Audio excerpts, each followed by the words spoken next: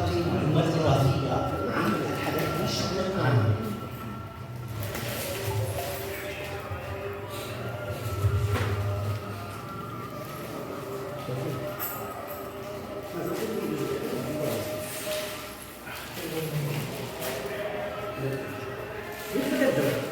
لا لا مزيان، لا جرب هذه معك مزيان.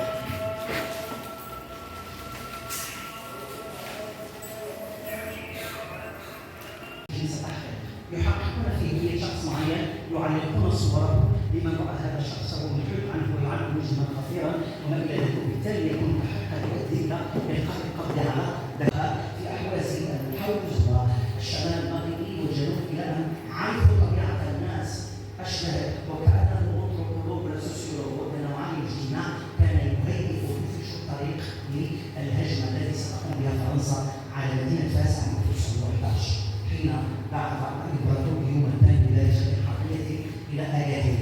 إذا بالتالي بعدها سوف تتحول الحماية الفرنسية إلى استعمار فعلي بعد 1912 وكان عقد حفيظ هذه الاتفاقية في عصر فاس.